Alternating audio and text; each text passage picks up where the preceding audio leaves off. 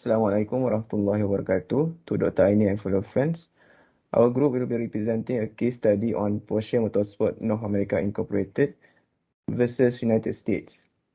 Our group members consist of Adam Haikal, Luqmanhakim, which is me, Syed Ahmad Kamil, Muhammad Saiful bin Norakmar, and Muhamad. Next, we'll move on to the introduction. Porsche Motorsport North America (PMNA) says it was able to promote the Porsche brand by providing emergency support of racing events in Canada after it exported and returned a trailer holding parts and tools, giving teams with access to components and tools on the trackside during the 2014 Porsche GT3 Cup Challenge events in Canada.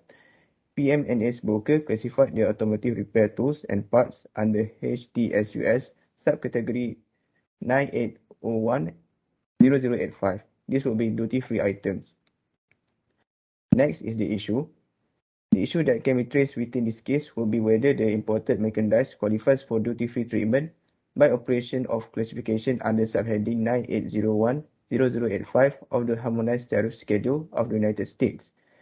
The second issue is whether there are any factual disagreements that are important to the settlement of the action in order to make the conclusion of Rule 56 of the United States Court of International Trade. That's all for me. I'll pass it on to the next presenter. For argument parties, plaintiff argues that articles should be classified under subheading 980008500 of the United States Harmonious Tariff Schedule (HTSUS), which is duty-free.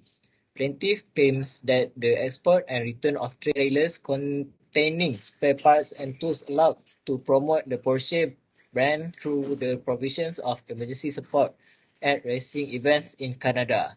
Plaintiff contends that inventory items declared by PMNA are not included in this authoritative common definition.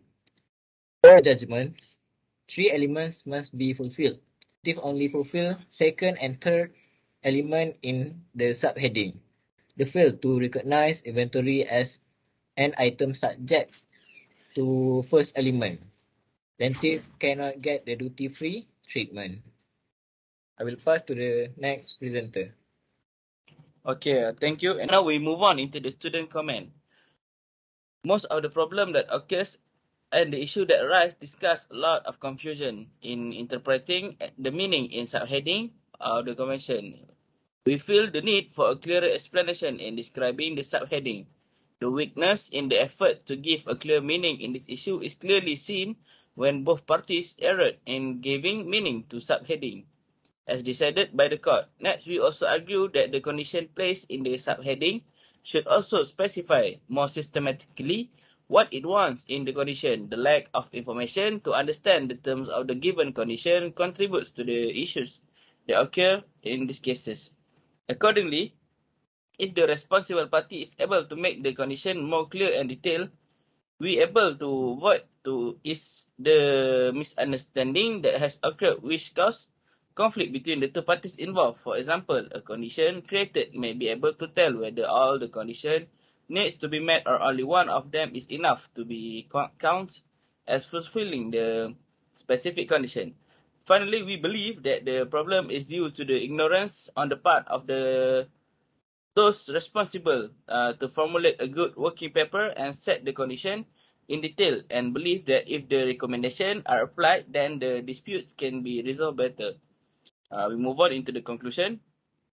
The Court of the United States International Trade finds that the classification of the items in Porsche Motorsports inventory is determined to be to the government advantage. This was because the include vehicle parts, accessories, and supplies don't fit the description of subsection of the Harmonized Tariff Schedule of the United States. The subsection entails a duty-free paragraph which allows the cross-border provision of services by both person and business.